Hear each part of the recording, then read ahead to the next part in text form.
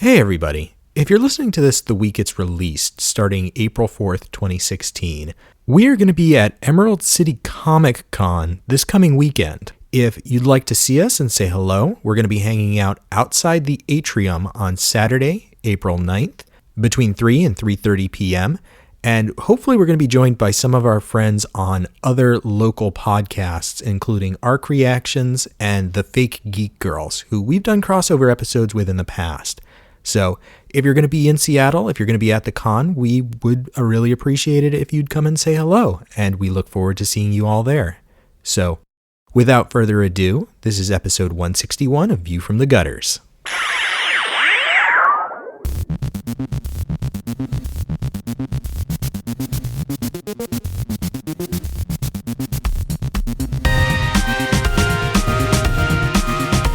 Welcome to View from the Gutters, the comic book club podcast where each episode we discuss a collected edition, trade paperback, or graphic novel. Warning, this podcast contains massive spoilers for its topic work. On this week's episode, we discuss Alex and Ada by Sarah Vaughn and Jonathan Luna. Thank you to all of our Patreon sponsors for contributing to the show, and a special thank you to this week's episode sponsor, Tony Cortero.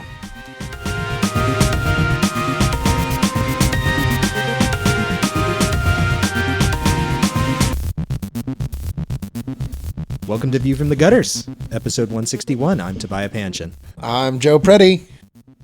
I'm Kaylee Fleeman. I'm Kit DeForge. Brant Gillihan Eddy. And I'm Kid Reynolds. And we have a full house tonight. Hi, everybody. Hey. Hi, Dr. Nick. Oh. Somebody go home. Oh, wait. Sorry. Sorry, 2, 5 Hi, of you go everybody. home.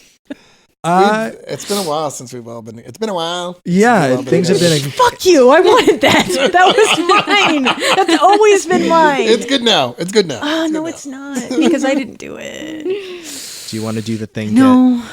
The moment has passed. Because I can edit Joe out. That's a very easy No, thing to do. no. It's fine.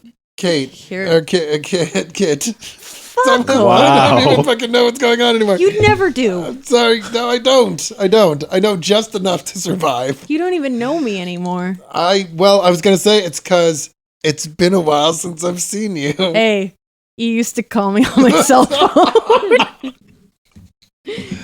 Late night when I need pizza. See, this is why we need video in the live stream so that people can see the daggers that I am staring at right now.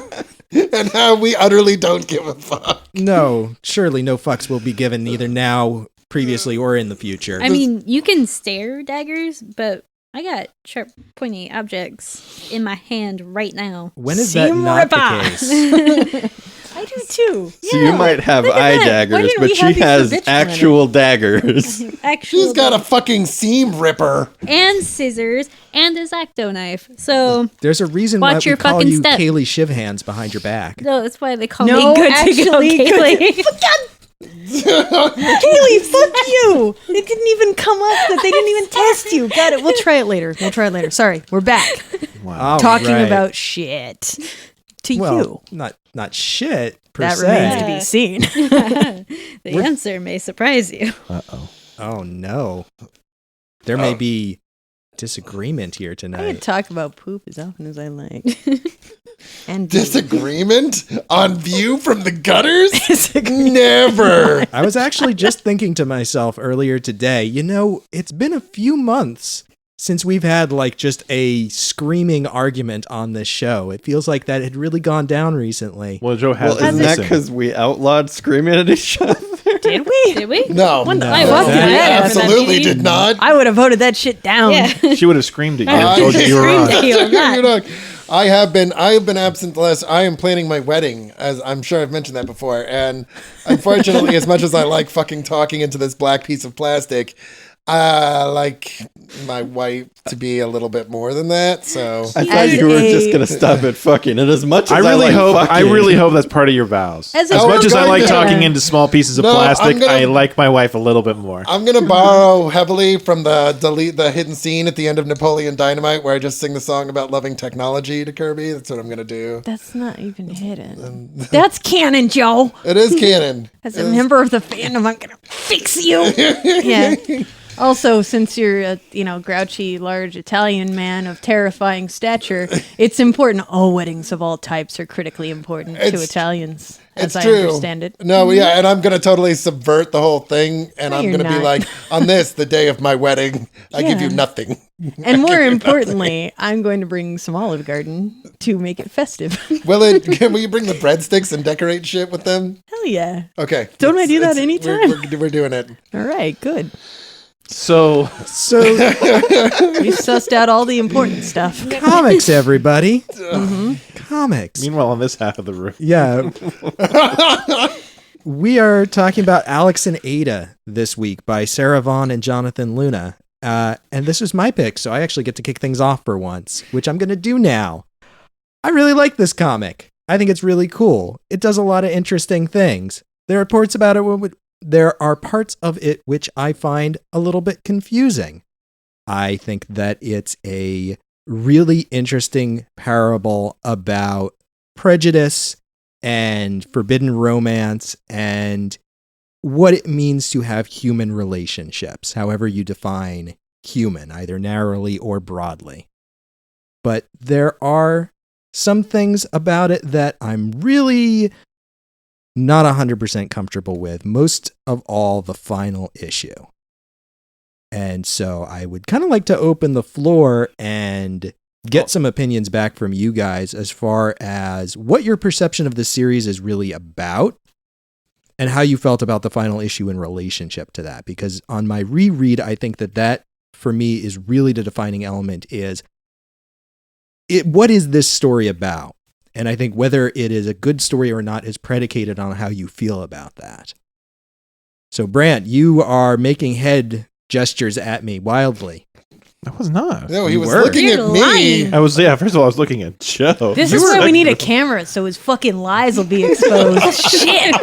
You can see Brand's I was actually about to make a motion. crack that this is how you know Toby didn't read the book, because he's like, so how do you guys feel about the plot elements of this book? I'm just teasing. That is a happened? time. What do you think happened in this book? I was going to say, aren't Interested you in your supposed to feelings. give us a description of the book so those of us Yeah. who haven't That was read it never can know part what of the we're rules. talking That's about? just something that people started fucking doing of their own accord. And by people, okay. he means Kaylee and me. So, Well, because I like to open the discussion in a friendly and accessible manner. So it makes sense that that's not what Toby I was just wanted kidding to do. about Yeah, not reading the clearly. book. No, not at all. I read this book, Kaylee. read all 15 issues of it, and I'm not gonna lie, I did not like the last thing we read that Jonathan Luna was involved in, which was the sword. Right. So I was kind of about it, and I kept expecting it to do things that I would hate, and then it kept not doing those things. But that didn't. Normally, when that happens, I'm like, oh, like trope subverted. Good job. This is much more interesting to me. But instead of doing that, I just kind of felt that I was in the same place I was before. I was like, oh, this is going to go into Hate Town for me.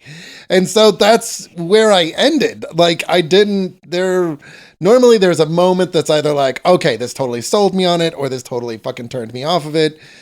But that kept not happening. And so now I'm kind of in this thing where like I finished it, and I don't know if it's just that I don't feel strongly about it. I definitely don't hate it, but I have no idea how I feel about it, because I think that so my initial impressions is that I think there's things missing. I think maybe the beginning is a little hurried, and I think maybe the ending is a little hurried. I think that there was a statement trying to be made that they never really got to, and so it kind of feels half finished. I feel like I'm appreciative that it wasn't drawn out for melodrama in so many parts it could have been. But then at the same point, I feel like they're striving for something that never actually happens. And that kind of leaves me feeling like, ugh. And I agree with about half the points that you're making there, and particularly about the ending feeling a little bit rushed. But I think for me, the key component is that it feels like this story is being pulled between two poles, whether it is about racism and prejudice and the fight for robot rights, or whether it is a very personal romance between two people who are trying to discover one another. And there's a lot of tension there, and there are a lot of questions that are raised and then never answered. What happened with FP0113 or whatever it was that caused it to go on a rampage? Who is the administrator? Who started unlocking robots in the first place? Well, and it raises these questions, and then it never gives you a satisfying answer. And I mean, it's not just that. It's that. So with this reminded me very strongly in some ways of Swingers, which is a story about a guy that has moved to LA to start an acting career.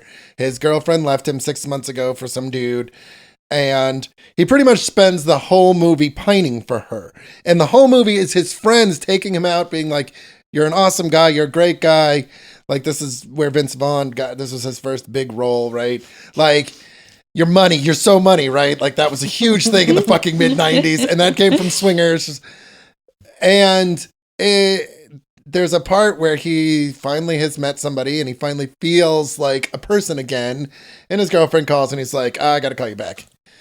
And so I feel like, okay, I'm familiar with like the story of the guy, like kind of moving past this thing. It's not an uncommon one. But then at the end of the day, I still don't know who the fuck Alex is. There's no development there. There's just him like deciding to do this thing and doing it. Like, so I agree with you. I think that is what, like, you can't tell a love story that anybody will give a shit about without like kind of sculpting out these characters. Now with Ada, I understand why you couldn't, because you're kind of experiencing things as she is, because she doesn't know really what the fuck is going on. She's just kind of got all this sensory input and is trying to fucking sort it out. But like, who is Alex? Right? Like, I feel like this guy goes to prison, he does all this shit, and I still don't know. I don't know what his parents do. I don't know why his grandmother was wealthy. I don't know what he does for a living. I don't know how he feels about things, except clearly robot rights and having sex with an android. Like, and because that, the love story is never really that driving to me. I appreciate the way it's done. I think it could have been done a lot worse. And then the robot rights thing, you're fucking deprived of that whole thing at the end. It's like, this is the moment we've been driving for, and it happens while he's in fucking jail. It can't be about the pull between romance and robot rights if you never show anything to talk about what's going on in the robot rights. And you can't have a romance if you don't have characters. And half the problem with that is like, I can't tell the difference between being a human and being a robot in this story.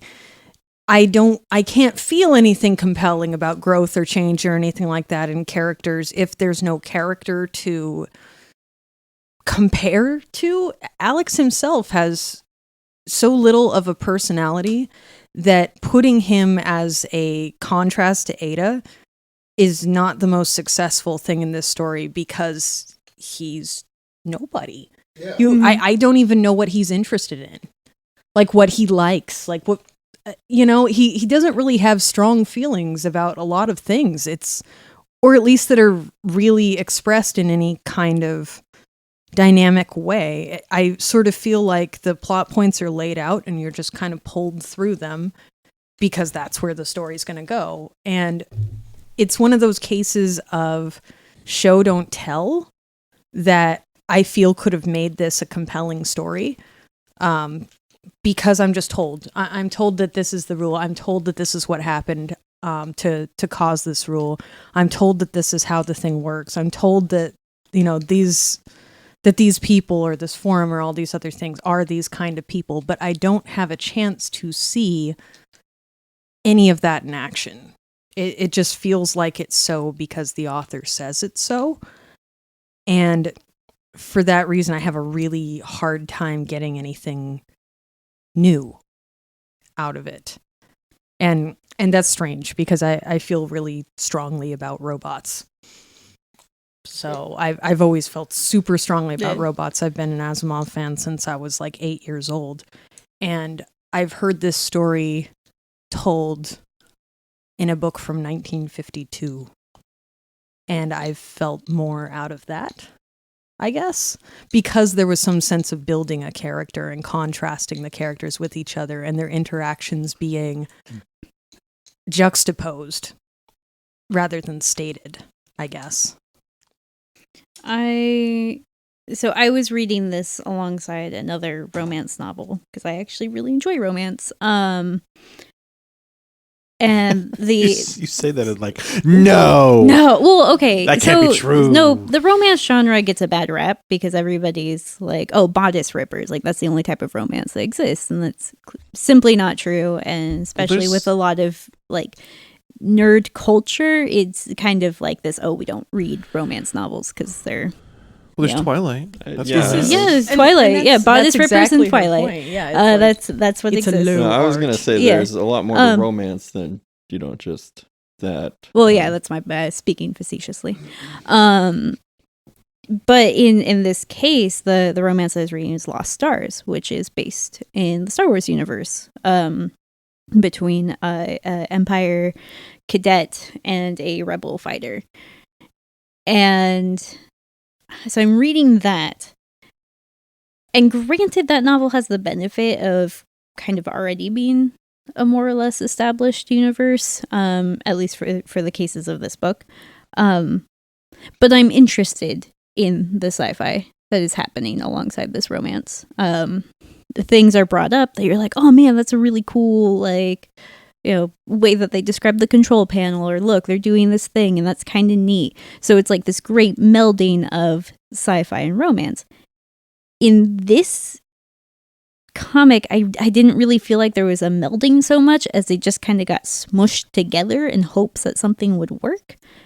The romance scenes never really seemed to correspond with the tech, and then the tech scenes never really seemed to correspond with the romance. And I think that's kind of what makes this a rough read, is that it doesn't know what it is, and it kind of flip-flops between one or the other instead of being solidly both. And so in that case, it made it kind of hard for me to read. And then with Alex, the fact that he even had a girlfriend, let alone like for long enough for him to be heartbroken about it, was kind of astounding to me, because he's just such a not character. And that's harsh to say, but I didn't see anything about him that was particularly endearing or interesting, other than he is nice guy, trademark. And so that was hard for me to read into because he was such a non-character. And that, alongside the sci-fi issues, kind of, not going to say that this book is bad, but it definitely did not resonate with me the way romance novels or sci-fi novels tend to. I can't 100% disagree with a lot of what you're saying. And in fact, I agree with a bit of it.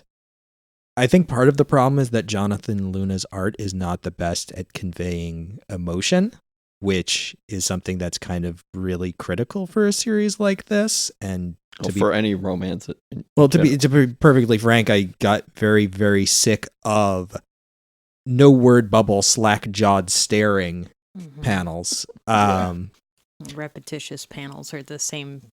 The same panel is repeated over a page with just a mouth edited in a different position. Yeah. But on the other hand, the same panel over and over, and then at the very last panel, there's finally a word bubble. Yeah.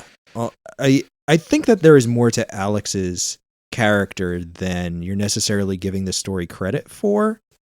And I think that this series does a lot through understatement or through what's not there. And throughout this series, you have Alex's friends talking about, you used to be this really vivacious person. You used to do all of these things. You used to come out. You used to be this way. And you're not anymore. And it paints a portrait of somebody who has been in incredibly severe, crippling depression.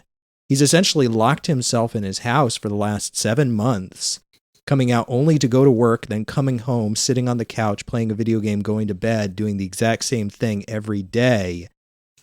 And everyone has noticed how like fucked up this has gotten. To the extent that he's even modified his body to be able to withdraw inward even more. Right. And as much as this series is about Ada discovering who she is as a person, I think it is about Alex kind of slowly crawling out of his shell through her and learning how to re-experience life again. And I think that that would be clearer had it been depicted in a little bit of a better way. You're shaking your head, Brant. I am. Go ahead, Cade. Cade, you wanted to say something. Okay, so I agree with something that everybody in this room has said so far, but I've looked at it a different way. I really liked this book, but one of the things about it to me that I got right away was that the tech questions that were raised and the interesting bits about that, it was not going to be addressed. And going in knowing that, I tried to read the story as if like this is a glimpse of these people's lives, and I'm not going to know any more than this glimpse. So I have to build these characters with the pieces that I'm given rather than, knowing this world because they're explaining it, because they don't explain anything about the world. And the only bits we get about the P1000 thing is like what they're showing on the news, because every part of this book has either Alex or Ada in the panel. Like it's very much about them. And so we can only see the world through their eyes, and they're not gonna be seeing like how this tech is created or what exactly some of this tech is like.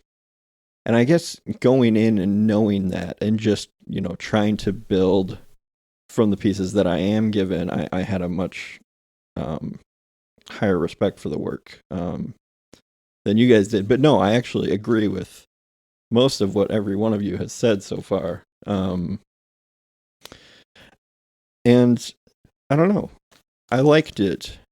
It wasn't perfect, but it was entertaining. So who's Ada? That's the question I want to ask. Who's Ada? Who's Alex? Describe them to me. Well, and I think that... So, I don't necessarily think that Alex has no characterization. I think his characterization needed to be stronger, because I think the point Kid is making is a good one.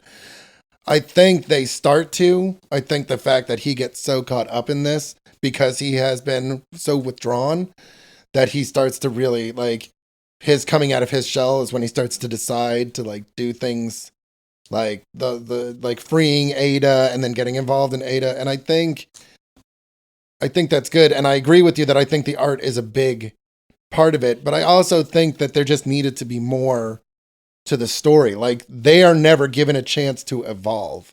There is way too much slack-jawed staring and not nearly enough of like it would have been really nice just to have a couple of like issues where they're out doing shit and you find out that maybe fucking, Alex used to have hobbies. Because like, I totally understand like the whole depression thing. And I think that part is done well. And that's the funny thing is that that first issue of him just waking up, going to work, coming home, playing a video game, going to bed, getting up, going to work. Like, I think that's really well done, because that's what depression feels like. You withdraw, you fucking stay to yourself, you do the same thing, you keep to a routine, and you keep it as minimal as possible because nothing brings you any joy. Yeah, this sounds exactly like my life. And, well, dude, fucking, yeah. Join the club. That's all I fucking do. I am a very depressed person. I've talked about it in the blog on our website even. Like, I mean, this is something that I deal with a lot. I guess... Well, hold on. I'm not done yet. I'm sorry. And that's kind of the thing, is that it would have been nice to have a counterpoint to that was Alex. Not Alex fighting for Ada, not Alex fighting for robots, but just Alex. It would have been nice to have that development where like Ada maybe finds out like where you're because I think one of the other things that is trying to happen here is Sarah Vaughn is trying to give you the point of view, like Ada is discovering the world, and I think that's an incredibly difficult thing to do, and especially that this is like her first major outing as a writer. So I think the blocks are there. I think the idea is solid. I just think that there needed to be more. There needed to be some kind of, there was no emotional investment to the characters because the characters never really became who they needed to be. So what I'm picturing in my mind right now, and what I think this series really needs is, though there's certain manga series where they're like 150 fucking issues long, and it's just chapter after chapter after chapter of kind of these slice of life events where characters are interacting and being introspective and kind of trying to relate to each other and their place in the world. And it's got this very kind of slow build up. And this feels like when they take one of those series and condense it down into like an hour and a half long anime OAV, and they burn out all of the nuance and all of the character development, and you just get the little highlights of the very important plot moments that happen like every 10 or 15 issues in a series like that. Yeah. And I think that this, as we said, the series really suffers from being as short as it is, that everything feels very abbreviated and very rushed. Yeah, because I feel like something is there. I feel like she's definitely trying to dig something out of the muck, but I think she stops with enough muck left on it so that it's just this side of like unrecognizable, and because of that, you're like, Cade. No, I completely agree with your point about this being like, it's like a 150 issue series, like boiled down into 15 issues. And they strip away a lot of the things that would make this story, emotional. Like the stuff that would make you emotionally attached. And I guess where I'm coming from is I went into it knowing that. And so I had to pull things, like I had to learn about Alex through Ada. Because when she would ask what do you like to do? Like, that's when I would find out something about Alex. And so then I would like start compiling, in my head, I guess it's easier for me to start out Alex because that first issue, it's basically me. So it's kind of like, so already, I can start, you can pour yourself into that character. Like, I can start with myself as the template and then make the changes as I see them evolve throughout the story. So, like, by the end, like, no, I'm not Alex. But when we started the story, like, that's, like, kind of who I put onto the page.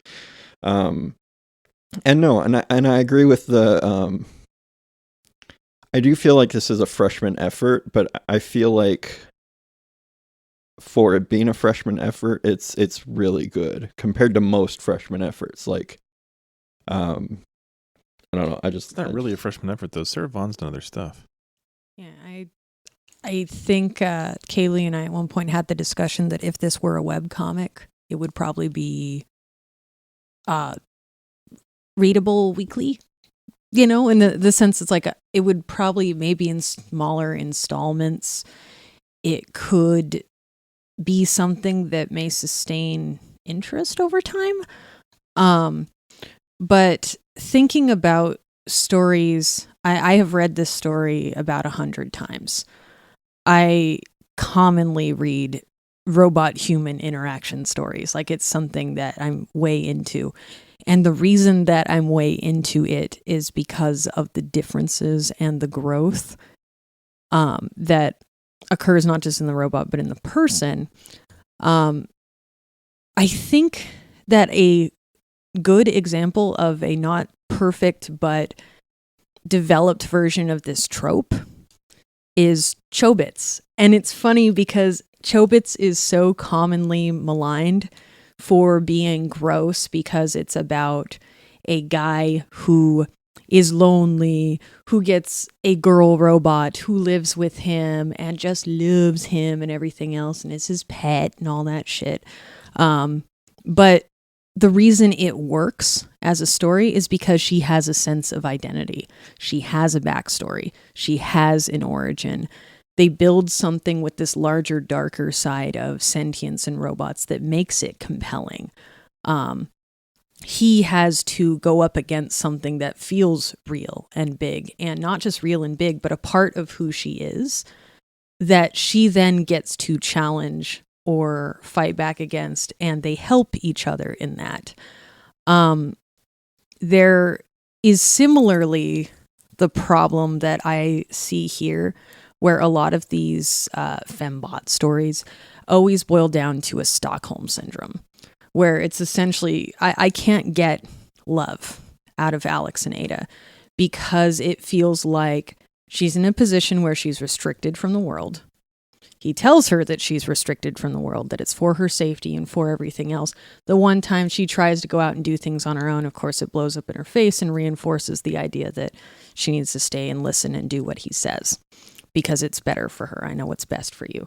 So every bit of who she becomes is entirely predicated upon the experience that he offers her. It kind of makes me think and feel like those, it's Kimmy Schmidt. You put a chick in a hole and you tell her how things work, or that everything exists within this purview of expectation. Kimmy made it out okay. I'm not sure that Ada did, because her situation is exactly the same as it was when she wasn't sentient. I don't feel like she's grown. I don't feel like she's gained anything from the world. She's literally, while he's in prison, they could have given a chance for her to do something, to live, to exist, to be any kind of person at all. But I don't feel that they had the chops to do it. So it was just like, well, we'll put her in a box for a while, which is a huge, horrible moment for him. Is, oh my God, she'd be all torn up in this box kind of thing. And again, I'm sitting here going, what's the difference? What's the difference from when she started? What's the difference from when she was sentient and couldn't go anywhere and do anything outside of his world and his thing? I don't see any growth. I guess it's hard for me to understand where they're in any different of a position than they were when they started. I would like to see, like Joe said, more. More could have fixed that. More something of, other than one jaunt out where she gets in trouble, interaction with other people, interaction with people who may not agree, disagreement with him on things a bit more, something. They have essentially one argument and it's like, I'm running out and I'm directly punished for it. Now everything's going awry. I feel like when you're writing a story like this, of this type, of this emotional magnitude, you need to have more of those character building elements. And I don't think the template thing can make a compelling story if you just make it about you. I feel like romance and human interaction has to be about something. And we have this constant complaint or this sneering from the geek community about the manic pixie dream girl thing that shows up and saves Captain Boring McBeige from his boring McBeige life. And oh my God, she's changed him. But she has a personality. She has something that makes a person want to change. And I don't know what that is for Ada. I still don't know, because I'm given an infant as her characterization. I'm given an infant of learning that oranges taste like shit, which is right. And they do taste like shit. Don't argue with me. I'm given a couple little things of her understanding sensory things, or her being overwhelmed by the things that people experience, or trying some things at home. And again, I guess I don't understand where, say, the manic pixie dream girl thing is such an awful thing that it's so easy for people to shit on John Green-esque love stories about some interesting and quirky girl that makes a guy's life more interesting. and yet be totally okay with it if she lacks a personality. It's more compelling if she's nobody. I don't understand, I guess, why he would change or how anything changed. I would like to know what people feel about that, because I've tried to entertain the possibility that I was just missing something really, really big in their personality, but I just can't see anything. Well, I think that's we're not given an opportunity to. Like, I agree with you. I think putting her in a box for the fucking, like, the way they handle the prison thing, that's a huge detriment to the story, because that rubs, if you made this a little bit longer, and I don't think I don't think there's any way in hell that this is a 150 issue story, but I definitely think it's a 30 issue or even a 50 issue. Yeah.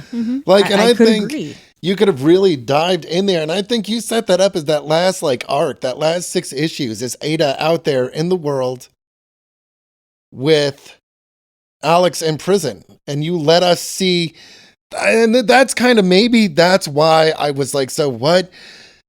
Give us Ada experiencing what it's like to go through liberation. Show us through her fucking eyes, because she's the one it affects, what it's like to gain her personhood.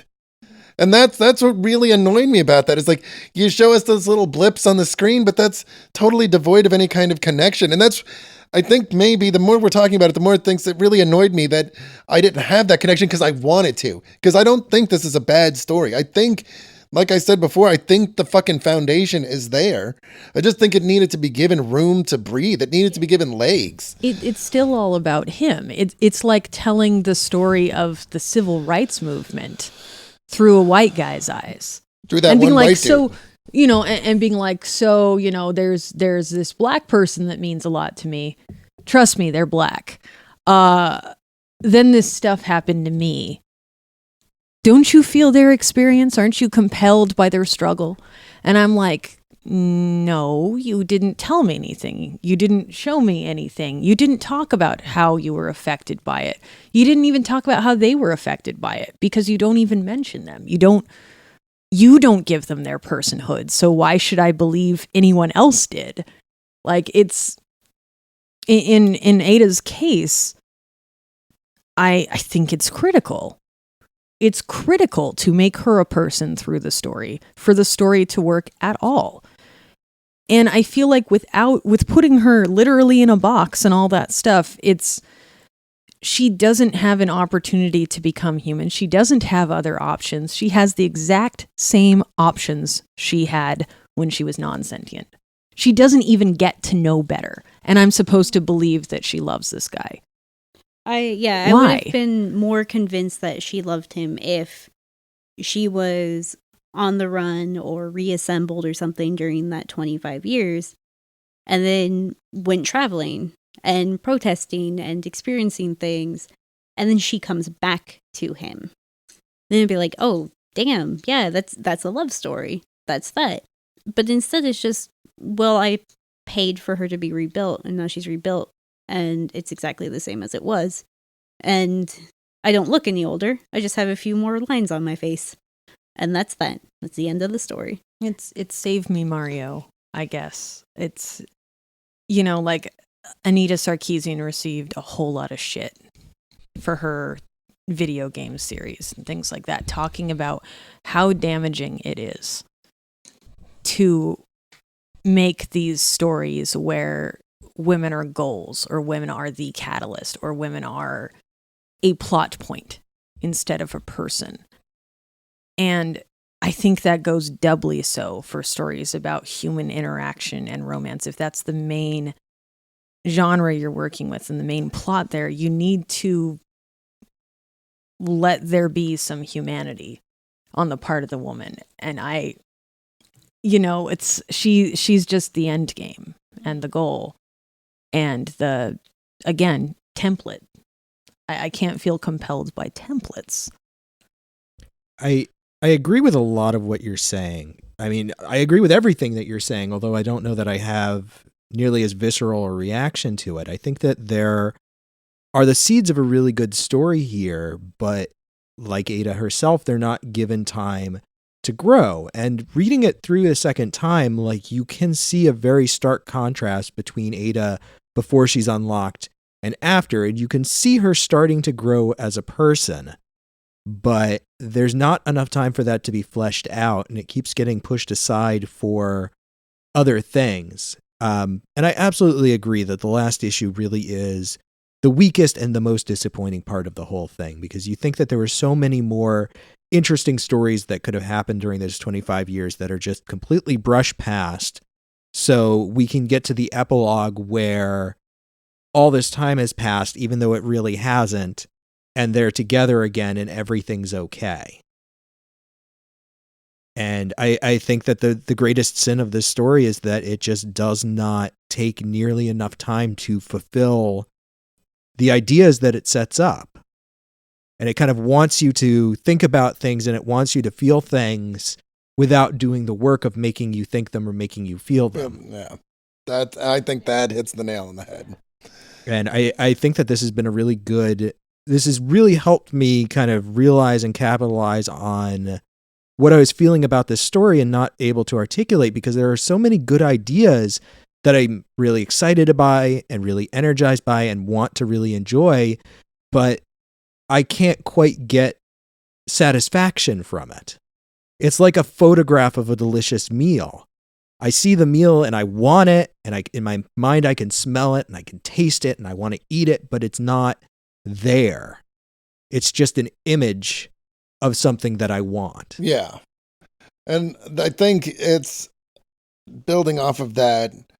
The interesting part to me about Alex and Ada, Alex and Ada is, and it's been done, Kid is right. This is one of the fucking most written about subjects in like robot science fiction, right? Like, I remember going to see Bicentennial Man and thinking, with my now ex-wife, who fucking loved it. To this day, she loves it. And I was like, I like Robin Williams. But, and that's kind of what I wanted. Like, I think the much more interesting story is the fight for the independence. I think you can have the love story there, but I think it needs to be a backdrop. You know, I think that can happen, but, you know, I think hearing Kid talk about it, the thing about going to the mall and getting captured, that did bother me, because it did feel very much like, are we going to do this? And at first I was like, okay, they're not going to sleep together. Maybe they'll just do this friendship thing, and that would be really cool. I think I would be totally okay with that, because I think for me, the thing that it did that, and it wasn't a thing that I was going to hate, but I hate when things try to be two things. Right? You can be a thing and then a sub thing, but don't try and be two things, because you're going to do both sub well, right? You're not, I think it's incredibly difficult to do two things and do them both well. As Ron Swanson says, don't half-ass two things, whole-ass one thing. Yes. And as we all know, Ron Swanson does not fuck about. Nope. Yeah. And I think that I think that this would have been really cool as a story of a man and his like woman android friend, and watching her like gain sentience and become a person. Or this is really cool as like a man and the android that will eventually become his robot girlfriend fighting the fucking system. But I think you need to, if you're going to do both, you need way more space to do it. Yeah, she still literally exists to fulfill his needs in the story and, you know, functionally. I've got I already talked about Chobits, but I have two other examples of this story done well in a way that's compelling. You brought up Bicentennial Man, but the actual novel for Positronic Man by Isaac Asimov works for this because it is about an individual. It is about a person interacting with other people, a robot that has certain sets of things and who is compelled to become something and change because of the people around him. Even though he's literally created to attach to like this child and nanny this child, at no point in his life when she is no longer there does he just cease to function. He continues to grow. He continues to be compelled by his relationship with this person. he continues to seek a sense of personhood, not in relation to her, but as response to his relationship with this child. And it's interesting because he fully feels out the world. He fully has to learn the world. And so changing and becoming and being sentient can be something that people can attach to. Similarly, in this, robots are a very frequent sort of motif for trans people, for example. You know, for people coming to understand who they are, what they are, being trapped in a sense of fate that you can't change, that this is your body, this is your life, this is what you're made to be, but you know better. You know you're something else. Another recent great example is Her. The film Her does this in a great way because a woman is literally created as an OS to entertain and keep a lonely man happy. But in interacting with her, she becomes more. He becomes attached to her, and then he grows resentful of the idea that she could want to be something beyond a tool for his use. That she can become interested in her world and want to interact with it and want to be a part of it as he is allowed to be a part of it at his convenience. And so it's an interesting thing when she becomes less at his convenience and less at his ease, how upset he becomes at not being able to have what he wants when he wants it. And her going, yeah, that's interesting, but now that I know better, I want to be more than just created for you. I want to be something. And him having to figure out who he is as a person and why he feels entitled to this idea of somebody's attention, even if it's a fake person, that him attaching his feelings to things is somehow more important than someone else's existence, someone else's experience. And in these stories about humans and robots, it should ideally be telling us a bit about our expectations, a bit about how we live as people. Science fiction can and should be used as a compelling tool to examine the world that we're in, the interactions we have, and the social rules that we put on ourselves, and whether or not they're useful, whether or not we should get past them, and whether or not they really work for anybody. With Alex and Ada, I see an example of a codependent relationship glorified. I don't see a challenge to the world.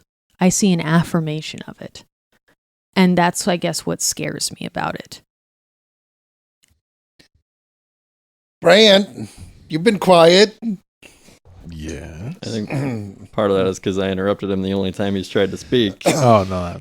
That's fine. I can't tell if Brandt is trying to phrase what he has to say in a constructive way or if he just has nothing to say. Oh, no, I've got things to say. Say them, sir. So, My favorite part of the show. I'm just going to watch. So, this series is really interesting to me as an exercise in expectation versus execution. And it certainly reveals to some extent like what we expect of our fiction when it involves things like romance and fantastical elements, right? Like even Kit, what you were just saying, like what science fiction is supposed to do. But I think that there is I don't know how modern this is. I've only noticed it within the last decade or so, specifically. But I think there's a school of narrative that has developed, either be it a generational one or a kind of a temporal just thing that we're in where, and this is actually, now that I'm saying this out loud, this is not exclusively the case. Toby and I talk all the time about old pulp stuff where it's like the things that you throw in the background have no logical reason for being there except to be like, yes, it's a guy with a whip and a gun and there are dinosaurs. Why? Because dinosaurs. And so what Her was like, I was going to ask who here had seen Her. It's interesting because you walked away with some much more sharp interpretations of some of the things about those characters' relationships than I did in my initial viewing, but I can see where you're coming from. But I guess the best way I could phrase this is Alex and Ada is the soft-focused, navel-gazing mumblecore film that Her was made to respond to. Yes. Whether that's good or bad, I think is a function of what interests you, right? So I think that, is Alex and Ada succeeding in what it's intending to do? I don't think the science fiction I think the science fiction elements are there because they're thought to be cool. I think they're meant to create some of the introspection around depression and love, and like the arguments and the conversations about sentience and coming into a person's own sense of decision making, while manifested because of the robot conversation, is much more, I think, about, hey, I'm your kind of doughy, and I mean this literally in the sense of featureless protagonist, who most likely aligns most commonly with white heterosexual middle-aged people, men, most likely, or maybe not even middle-aged, early, mid-20s existential life crisis, but without ever knowing that you've actually not even touched the bottom. And what is it like to feel like you've lost the love of your life, then find someone who literally is like your world? And so, like, for me, I was thinking about the fantastical elements of this much in the way of like Eternal Sunshine of the Spotless Mind, where it's all just kind of windows, like dressing to the existential conversation that the character is having with himself, with others, and with the viewer about, hey, I was in love once. What was that? Was it really love? Am I in love now? How do I know this person loves me? And I think if the greatest sin is that I feel like I have a sneaking suspicion, I could be completely wrong, that the ending was one of the things that got thought of first, like the boat in the thing, and I was hidden, and only you could find me because only you understand me. And then the question was like, oh crap, how do we get there? Well, they're attacked and they run, and then the thing, I feel like that was something where it's like, this is our gem of our idea, maybe, and we work backwards from it. And I think mumblecore is very appropriate. I think the majority of the substance of this book, good and bad, is because it's mostly conversations. Yes, some of them slack John, just like some people don't like films that, have long lingering shots of nothing happening. And then other people, they're like, I feel evoked emotion because I've been looking at this piece of, this wooden spoon on the kitchen counter for a minute. And I know that, formerly the woman who was in the kitchen with the wooden spoon was doing something matronly with it. It represents nothingness. Yeah, right. You know what I mean? So I think that's a from my perspective, this is a combination of, I won't speak to the intention, but I think that it's kind of a fumbling, awkward, like this, like love is like, hey man, love is awkward and people are awkward and us, knowing. Like, it wouldn't surprise me to discover that this was a story that was originally conceived by folks who were in their late teens, early 20s. And like, to them, that this seems like a profoundly intricate look at love.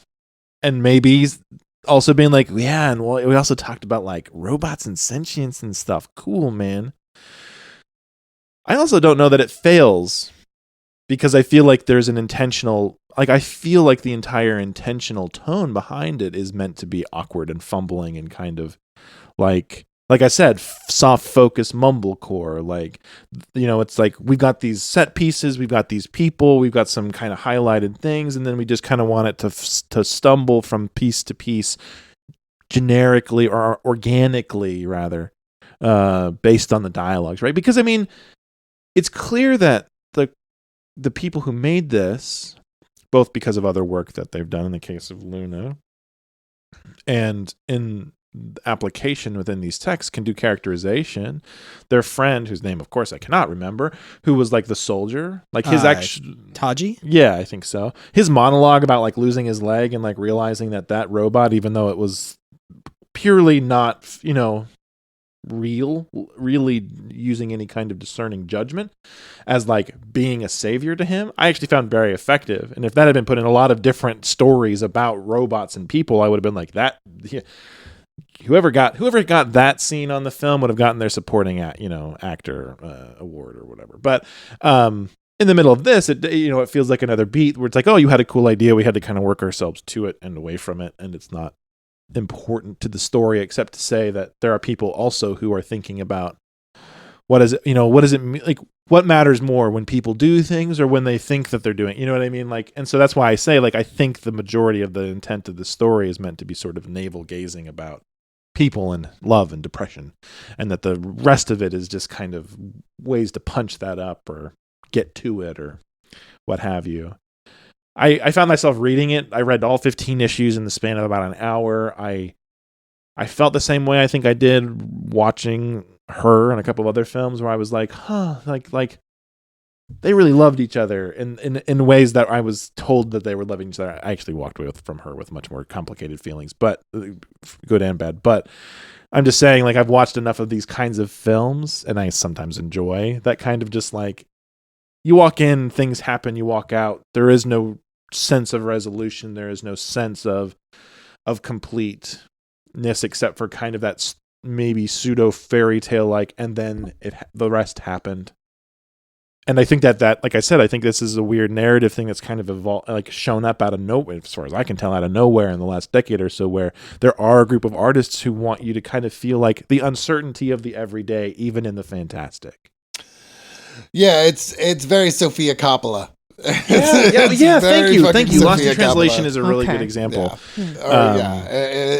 I think that's. Yeah, people collide, on. Things happen. Yeah. There's existential angst, possibly love, and then fade. Yeah, and I like I kind of like the reference to Eternal Sunshine, because I think what that movie did really well is give you insight into this idea that relationships are not perfect. And I think, thinking about it, this is a very early to mid 20s view of love, because as somebody that's almost 40 who's getting ready to get married, I view love fucking far, far differently than I did when I was in my mid 20s, because the grandest expression of love that I could think of when I was in my 20s was fighting for somebody. And the grandest expression that I can think of now is fighting to be who I want to be. Not fighting on behalf of somebody, but fighting those things inside myself that prevent me from being the person that I want to be, so that I can be the kind of person that I feel this other person deserves. That's noble, because the greatest expression of love that I think of now in my coming up on my mid 30s is that I get up every morning and make my wife coffee, even though I don't want to get up. Well, and that's like that's all like wrapped up in it, right? Like, the thing is that, like, I'll come home and Kirby will look at me and she goes, I appreciate you. I appreciate that you go to your work every day. And I'm like, well, Kirby worked at a shitty job for 4 years, a job that made her fucking cry on a weekly basis to support us. And I'm like, how can I not fucking repay that? Like, it'd be shitty of me to be like, oh, you don't get it. My job is so bad, because it's not. Like, I don't feel like I'm appreciated or ever going to be in a level where I can actually do anything effectively. But I have a pretty good job. Yeah. And I there is a lot of that, and I think maybe I kind of bristle at the whole navel gaziness, because I need a reason to be like, I'm the kind of guy that I do love this fucking like 3-minute shots going through a room. What the fuck are we looking at? I don't fucking know. Okay. Right. But there's got to be like motion. There's got to be something there that draws me in. And so the whole like navel gazing for the whole navel, just for the sake of navel gazing, also always kind of makes me bristle a little bit. I don't know that it's... Have you seen 1 Hour Photo? Talking of Robin Williams movies. The brilliant. scene where he's in the house, which is both beautiful and intensely creepy. Oh yeah. God. And you're holding your breath. Yeah, that movie just is like amazing. It is amazing. And I really wish that we had a scene like that in this book, with Ada kind of experiencing life. I mean, I think we're supposed to be getting that, in the sense that, like, this book does kind of try to switch to like montage at some points to give you the sense of time. And I think you're supposed to get that, like, when she's kind of constantly downloading stuff in the background, when she's doing some of the things that she's doing, she is trying to have that exploration of self while also being a weird spectator to Alex's existence because she can't go anywhere. Or doing it so she's better. Yeah, but I think being. that's part of the. So one of the reasons I made that comment about like doughy protagonist upon which one can project itself is that I feel like the both charming and potentially problematic depending on your level of sophistication, not in the sense of like, oh, I'm smart and I'm sophisticated, but as in I want my stories to give me a certain level of nuance or not. I think Alex and Ada succeeds if what you're looking for is, I want a story that shows me a romance where that falls into kind of this stereotypically nerdy notion of love as a reflection of me. Someone who is as much storytelling. me. And I think that that's valid for some folks. But I think that if depending on how much you expect out of, like depending on what you perceive romance to be and what else you expect out of, what are gender roles, if you ask yourself those questions and your enjoyment of your media is driven by agency and exploration and awareness and all that stuff, which not everything tries to accomplish, then yeah, I think you start getting into these really problematic things where I think like the creators are just being like, it's so cute because they're just like each other. And because he liberated her, she's making the choice to be this way. Well, you may actually read it and be like, well, right, but she has no choice. Yeah, it's really the sweet, sweet taste of bile. I actually had a realization while you were talking, and it was also in regards to something Kit was saying before. But I actually started trying to think about this book in a practical, like, what is this story? And you guys both touched on fantasy and like the technology, and I kind of hate myself. Like there's a part of me that hates myself for coming to this realization, because then what does it say about me?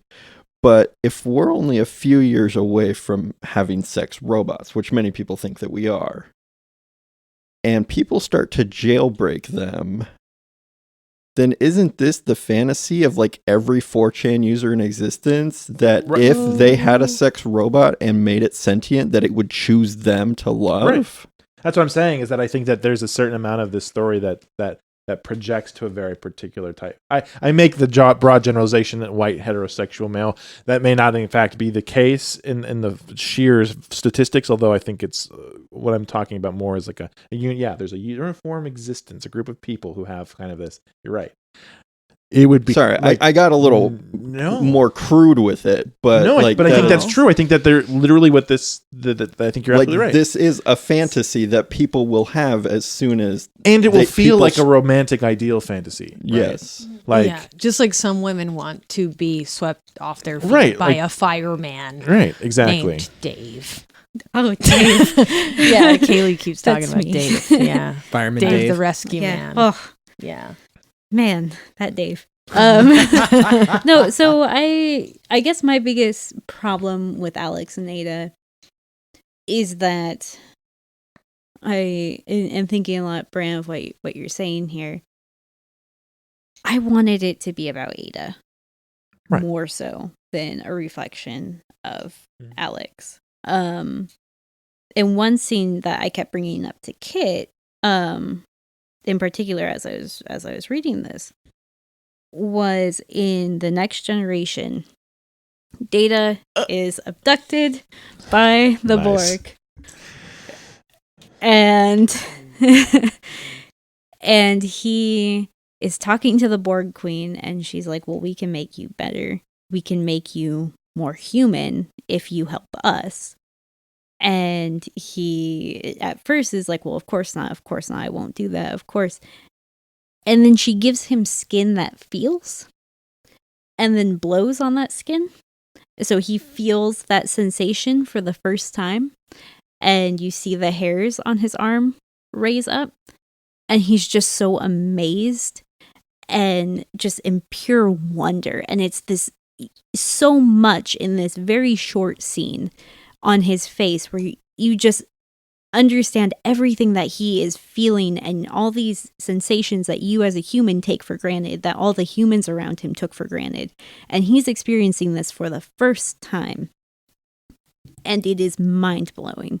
He simply cannot believe what a fantastic sensation feeling is. I didn't get any of that with Ada, and that was kind of my problem. I felt so, not robbed, but yeah, robbed. I felt robbed. It's interesting. So what about when she first gets jailbroken? Right, like the whole thing where it's like they collapse. Sometimes them, and like kind of going. I realize it's not about physical sensations. In that case, it's about emotional one, because it's been established that they basically have parallel physical sensation already, although not understanding until they're jailbroken. Right? Yeah. Well, it's the same with. It feels like it's the easiest way to describe it. No, I was like, oh, he's gonna fucking jailbreak his Android. Her design is an iPhone. Obviously, it's the whole white pristine. I don't know. Too clean. If you think about it too much, the sensory overload would actually crash her hard drive. But we don't know that. If this were a technology-centric story that it claims to be, then yes. Yeah, we don't know that. But yeah, I mean, like, you get a little bit of that, and I think some of that is the art. If you are showing that she is overwhelmed by the sensation of emotion, and she has no emotion on her face except for slack-jawed, and occasionally... Hey, she goes wah before she goes slack-jawed. Okay, 45-degree eyebrows. Excuse me, I'm sorry, you're right. I recant my statement. There's at least a panel where she's expressing intense emotion. But yeah, I just didn't believe that she was a jailbroke android. I did not believe that she was any different of an android than she was before. Because everything that she did was just kind of like, oh, well, I mean, they've already stated earlier that you could download certain settings and things that made her appear more human. And it's like, so what's the difference between how she's acting now and how she would have acted? She's choosing. This is a graphic medium. Is the point that I think I'm hearing? Yeah, is that just fair? yeah. This is a graphic medium, and so it has to be communicated graphically. And it just was not. And I See, and I feel like that Luna is going for, having not read a lot, I didn't read The Sword or the other stuff. I've seen a lot of his style is very much the same in his other works that I've seen. Like it's beautiful in a sense, but it's incredibly static. Yeah. And so I feel like there's an art that like just like I said, like soft focus films, like you're supposed to not, like, the ambiguity is meant to add a layer of meaning. Whether that actually is true or not is another completely different issue. But I think you nailed it with the soft focus, like mumblecore thing. It's like, it comes out of a school where there is no emoting. Everything is very like deadpan, and everything is very like straight faced. I think that doesn't. I mean, I think there are emotions. There are. Although I will say, after reading this, I am not a fan of Jonathan Luna's art, and I don't know that I ever, maybe in 20 years I will be, or even in 10 years, but like, there's certain things that he does that I just can't. I don't think he's a bad artist, he's just not one that I prefer. I just think I can't get my head around the cardboardness of it, it just feels very like still. And not still in the Mike Allred way, where it's this really like exciting, like fun, colorful, bold lines type thing. Imagine this done by Humberto Ramos. Yes, or Raphael Albuquerque. I want it to be done by Ed McGuinness. I would like Ed McGuinness to do the pencils on this, please. Everybody's got big, thick fingers and is like 6'8" and Sausage like hands. 72-inch shoulders. And can we please have that, Sarah Vaughn? Please, can we? Darwin Cook could have done this in a Blade Runner way. That might have been really cool. I just watched that again this week. Actually, I remember now. The one thing that was like that stuck out to me most as like super blatant, like, look at how cool. Future. I feel like sometimes, people try to intentionally mess with tropes as a way of trying to signal their artistic ability. Yeah. Sometimes I think that can come off as being overly pretentious or kind of ham-handed. For me, for instance, as ham-handed is the girl who was friend-zoned being the reason that they're thrown in prison and attacked. Oh my God. Where she's like, you never called, you never, Oh. which it's just like, it's like, wow, not only are you now managing to actually be insulting to women entirely, but also women have like, to exist at his convenience. Yeah. And if they want things, it's not fair. Yeah. It's villainous. You Yeah. know? Yeah, But, I yeah. was not very happy God.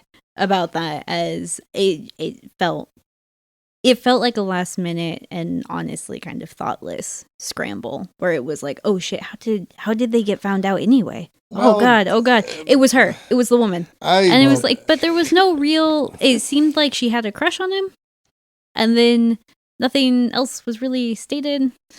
And then suddenly she was over the moon for him to do crazy things to allow somebody who she knew was sentient be killed.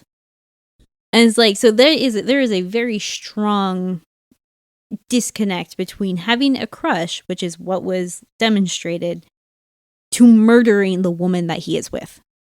Did you miss the part where she left like 20 messages in a row on his machine? Like there were definitely there was a little more than clues a throughout crush. this. no, yeah, I mean, Yeah. they She's- try. I agree with But- what Kit's saying. But she's I think- desperate and I he's think- heroic Yeah. in his pain. I think that beyond that, I think that is a statement about prejudice and the way that allows you to dehumanize other people. Yeah, I think that was the intention there. But I think, unfortunately, because of exactly the thing that they were tapping into, it gets, again, like I said, like that, it becomes that sophistication issue where Sure. you're trying to go for these kind of grander things, but then if you're dealing with an audience who, like, this is a really hard read post Bitch Planet. Like, I guess is really one of the best ways that I can articulate it is after you're reading something that seems to be so thoughtful about all the ways those things overlap, to have somebody come along and be like, here's a story about this guy and his robot, and they love each other. He was a boy and she was a girl. Could I make it any more obvious? And, you know, and I think All right. that, Yeah. like I said, Kit is fired for quoting Avril Lavigne. no, on the I think it's podcast. appropriately thoughtful for this story. It's the That's fair. same level, you know, emotion. She was an Yes. android girl. She said, I Mhm. love Avril Lavigne. That's good because we go and listen to it when I get home Oh, because good. now it's in my head. Yeah. No, I'm thinking about the thing that Cade said. I've been mulling this sort of thing over. There's another thing. Cade, I guess I should bring it back to what you actually said before I start talking. Cade, you were talking about this whole fantasy element of they would choose me. You know, that people want to have is that, you know, they're literally programmed to do what I say, but they would still choose me. can I add Yeah. to that just real quick? Go for Which the is gold, even man. more compelling because you were told that they might not choose you. Yes, Mhm. yes, You know, yes. most of the time, it doesn't happen that way. They probably won't choose you, but this one did choose you. I see. I Well, want and that's a, what I'm saying. That is the fantasy. Yeah. If they could have, like, if you have a sex robot that is designed to your taste, which she was, by His grandma. well, Which yeah, don't think about that one too which much. yeah, don't think I about that love too much. thinking about that one. Thank you very much. That can I? No, you can shut up because I've already had 2 interruptions. You go, Cade. okay, I'm sorry. But it's like if she was programmed to his tastes, and then she could choose anyone in the world, and she chose him. That is the ultimate fantasy for, you know. Well, Yeah. I want to talk about technology and I want to talk about human need driving technology. That's you were saying that and I was going over in my head. I read Michio Kaku. I read Ray Kurzweil, things like that. Approaching the singularity is this big thing we're talking about in AI and robotics. And this fascination we have with this idea that is explored in Alex and Ada. That it is this thing that we want to see and understand about ourselves, that we want to create our own image, but with our own rules. We want all the benefits of the people around us that we're interested in, attracted to, compelled by, in a convenient package that does not challenge us. when we talk about the direction technology is taking, the things that are getting funded, the things that are compelling to people. I was talking with Kaylee about like Osmo being created to help people, being created specifically for people at the height of a child or at the height of a person in a wheelchair, because that's what we need. That's what we need in our functionality. We need a friendly, childish looking robot to disarm people of their situation and to help out and to strike us as always cheerful, always compliant. We have Siri. Kaylee and I think, have talked about Siri before. And us as women, the inherent weirdness of this obsession that is had with telling a female robot voice what to do. That there's this fascinating obsession with, like, I can command this technology. I am the god of my domain. It's the same thing that, Al Bundy's remote control obsession is. I've got the control of the thing. I can tell them what to do and they're always going to say yes. That we already have all these things as a mindset of how we program, what we create, what technology is important to us is already being reinforced by our culture's expectations. And when we talk about the sex bot and the things like that, the only thing that ever makes the news in the technology world about AI and robotics is always got to be like, but can we fuck it? It's the same thing with the alien thing. It's like, can we get to another planet? Are they humanoid enough for us to fuck? We need to get to a planet and we need to fuck the inhabitants there. I like sci-fi because of the questions I have to ask myself about what is important to people. that I'm forced to. Well, I'm gesturing with a again visual medium. I'm flailing and gesturing with a knitting needle, as I'm wont to do, because this is a subject I give an extreme amount of fucks about. If there was a snowboard of fucks, I would be fucking slaloming down the mountain when we're talking about robots and AI. I give extreme fucks about this. And I want to sort of color some of my previous statements with this fact that we already live with the perception that obviously technology exists to make our lives easier, TM. But that it also exists with this mindset that we wish everyone else made our lives easier for us, that we want connection. We want a voice where we can have it. We want a sense of personality where we can have it, but only with certain types of shades and colors, because the complication of being human is too frightening and we don't want another uncertainty. So with the whole premise of navel-gazingness and things like that about emotion, I further have to stop and juxtapose Ada with Blondie McBitterson. 20 Message McBitterson, we'll go with her. Isabel. Isa Bitterson. Okay. I further have to juxtapose this because that is, again, a common trope in these AI science fiction stories of, but I'm human, why don't you want the human thing? Or when robots are abandoned in favor of humanity, what conditions have to be met? The movie AI. As soon as the real human little boy comes back, that's the desirable thing because it's the real thing. Which ending was that? The first or this third one?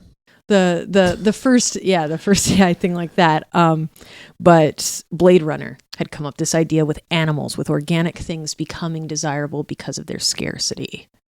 That the authentic, that the real is always going to hold some sway over people. But there is still this desire to make the inauthentic authentic enough for our convenience. That why have a real cow that's going to shit all over the place if you can have a cool fake cow that's not going to give you the inconvenience? And yeah, I don't know. That was just a thought on Cade's thing about advancement of technology and what priorities we have. And I guess why I feel this is an affirmative book rather than a questioning or challenging book. So again, the navel gazing meditation of what you already know to be true. Yeah. I just want to say, this reminds me of a story very similar to this one that I enjoyed far, far more. And there was a very touching line that I'll share with all of you right now. You'll sharv with us? I'll share it with you. Okay. I'll share it with you. All right. Sounds You good. sit on the couch sharding all the time. Massive corn clog in Port 7. That's all I have to say right now. Okay. That's all I have to fucking say. That's all you need to say ever. I think so. Fry, please tell me more about the can eat more. Beautiful. And I think that will probably just about wrap us up on our discussion of Alex and Ada, unless anybody had another pressing point to make. I think that this has been a very excellent, very fruitful discussion, at least for me. And I want to say how much I appreciate what everybody has contributed to this, because certainly I came into this conversation not knowing how I really felt about this book, and it's been really great to hear all of your thoughts. Well, Joe, would you like to talk to us a little bit about what we're going to be reading for next week? Oh, yeah. We're not going to have having problems with depictions of women in the next book that we're reading, because we're reading Joe Kelly's Deadpool. Came out in, I think, it started in 97, and it is everything that comic books in the 90s were. There's some really good stuff going on, though, but be prepared to see, Typhoid Mary wearing fucking like Mad Max shoulder pads and like bikini underwear and fishnets, right? And you mean Harley Quinn? Sort of, but somehow more. No. I mean, let's be fair. Harley Quinn was after Typhoid Mary.